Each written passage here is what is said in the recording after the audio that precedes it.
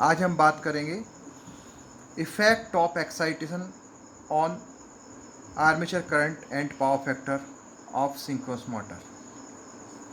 Synchronous motor एक ऐसी motor है जो लैगिंग पावर फैक्टर के साथ साथ लीडिंग पावर फैक्टर पर भी रन कर सकती है। इसका पावर फैक्टर एक्साइटेशन पर डिपेंड करता है। डीसी फील्ड करंट जो रोटर पर दिया जाता है उसे हम एक्साइटेशन करंट कहते हैं। यदि हम रोटर के डीसी करंट को बढ़ाते हैं तो मोटर ओवर एक्साइटेड हो जाती है और वो लीडिंग पावर फैक्टर पर रन करती है। तो इस वीडियो में हम इन वेक्टर डायग्राम के माध्यम से देखेंगे कि किस प्रकार से मोटर लैगिंग पावर फैक्टर पर वर्क करती है और लैगिंग पावर फैक्टर से फिर यूनिटी पावर फैक्टर पे और उसके बाद जो लीडिंग पावर फैक्टर है उस पर भी वर्क करती है। तो यहाँ पर आपको ये 4 फेजर डायग्राम दिखाई दे रहे हैं। तो सबसे पहला जो फेजर डायग्राम है वो ए के द्वारा प्रदर्शित किया जा रहा है।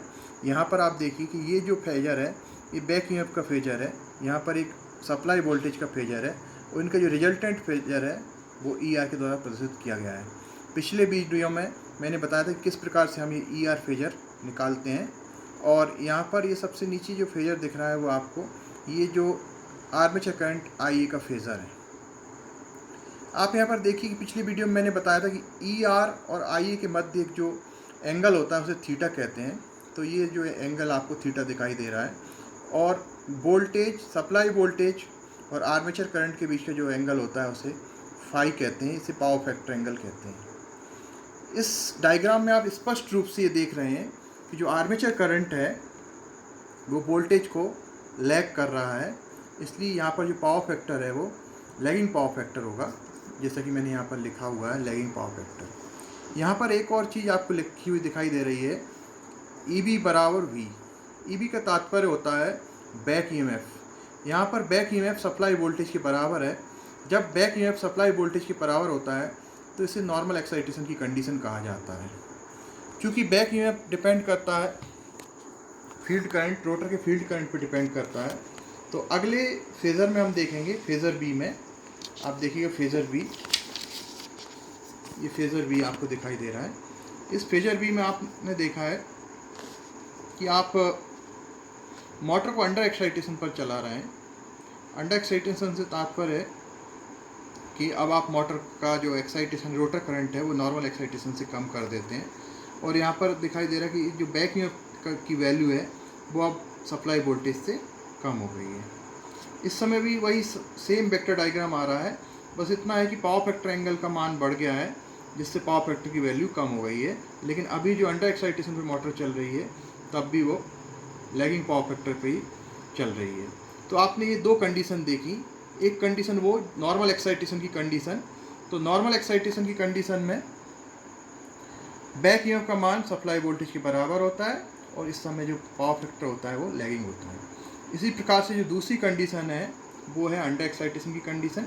अंडर एक्साइटेशन की कंडीशन में बैक ईएमएफ का मान सप्लाई वोल्टेज से कम हो जाता है और पावर फैक्टर लैगिंग ही रहता है। यानी कि इन दोनों ही कंडीशन में पावर फैक्टर लैगिंग ही रहता है। अब हम बात करेंगे कि पावर फैक्टर लैगिंग से लीडिंग कब होता है। तो ये जो तीसरी कंडीशन सी है वो ओवर एक्साइटेशन की कंडीशन है। ये जो आप देख रहे हैं कंडीशन सी, यहाँ पर आप देख रहे हैं कि ओवर एक्साइटेशन जब हमने किया है तो ये जो वेक्टर बैक ईएमएफ का जो वेक्टर उसका मान बढ़ गया, उसकी आपको क्वांटिटी बढ़ी हुई दिखाई दे रही, बढ़ा हुआ वेक्टर यहाँ पर दिखाई दे रहा है। तो अभी यहाँ पे आपको 2 वेक्टर दिखाई दे रहे हैं, एक तो ये जो आपका बैक ईएमएफ का वेक्टर EB और दूसरा सप्लाई वोल्टेज का वेक्टर V। और इन दोनों का जो रिजल्टेंट वेक्टर है वो ER होगा। ER के साथ जो एक थीटा एंगल बनाता होगा IA वेक्टर होता है, तो ये IA वेक्टर होगा। तो यहाँ पर आप देख रहे हैं कि वोल्टेज और करंट के बीच में एक एंगल फाई आ रहा है, लेकिन अब करंट आपको लीड करते हुए दिखाई दे रहा है। तो ये ओवर एक्साइटेशन की कंडीशन है। यहाँ पर हमने निश्चित रूप से जो हमारा फील्ड करंट है, रोटर को जो हमने डीसी सप्लाई दी है उसमें जो फील्ड करंट फ्लो हो रहा है उसकी वैल्यू को हमने बढ़ाया है। जब हम उस फील्ड करंट की वैल्यू को बढ़ाते हैं तो इसे हम ओवर एक्साइटेशन की कंडीशन कहते हैं। और ओवर एक्साइटेशन की कंडीशन में पावर फैक्टर लीडिंग हो जाता है। और जब पावर फैक्टर लीडिंग हो जाता है तो मोटर लीडिंग पावर फैक्टर पे वर्क करती है।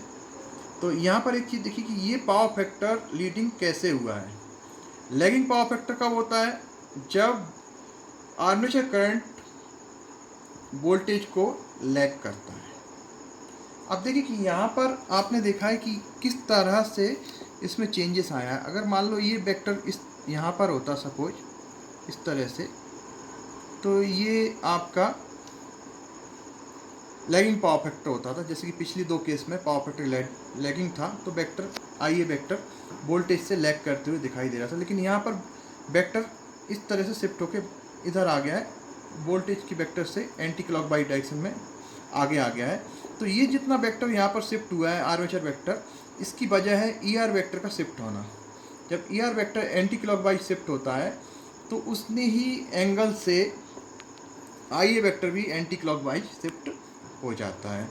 इसका कारण ये है कि जो आपका थीटा एंगल है, जिसको मैंने पहले ही बताया कि थीटा एंगल की वैल्यू फिक्स रहती है, तो रिजल्टेंट वोल्टेज और आर्मेचर करंट के बीच में एक निश्चित एंगल होता है, उसे थीटा एंगल के द्वारा डिनोट करते हैं। तो चूंकि यहाँ पे हमने एक्साइटेशन का मान बढ़ाया था, तो यहाँ पर आपका ई वी वेक्टर बढ़ा हुआ मिला है हमको। तो ई वी वेक्टर के बड़े होने की वजह से E R vector anti clockwise shift हुआ है, और इसकी शिफ्ट होने की वजह से आई ए वेक्टर भी एंटी क्लॉकवाइज ये शिफ्ट हुआ है, और ये लीडिंग करंट की पोजीशन यहाँ पर आ गई है।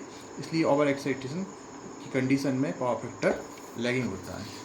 एक और कंडीशन हो सकती है जिसे हम बोलते हैं unity power factor. Unity power factor भी ओवर एक्साइटेशन की कंडीशन में ही आता है। और देखिए आप यूनिटी पावर फैक्टर में क्या होता है कि वोल्टेज का ये जो फेजर आपको दिखाई दे रहा है, वोल्टेज का फेजर है, और इसी के ऊपर ओवरलैप करते हुए करंट का फेजर दिखाई दे रहा है। यानी वोल्टेज का फेजर और करंट का फेजर एक ही लाइन में है, यानी कि पावर फैक्टर एंगल की वैल्यू 0 है। जब पावर फैक्टर एंगल की वैल्यू 0 होती है तो आपको मालूम है कि जो पावर फैक्टर होता है वो cos फाई होता है। cos 0 की वैल्यू 1 होती है, यानी यूनिटी पावर फैक्टर यानी cos फाई इक्वल टू 0 होता है, और cos फाई इक्वल टू यहाँ पर 1 होता है। तो हम ये 4 केस रिवाइज करते हैं। मैंने इनकी समराइज किया इन चारों केसों को। Case A, when E V is equal to V, it is called normal excitation, then power factor is lagging. The second case is EV is less than V. This is the condition of under excitation. Here the power factor is lagging. The third case is EV is greater than V. It is the condition of over excitation. Here the power factor is leading. And the fourth case is of also the over excitation, where EV is greater than V and power factor is unity over.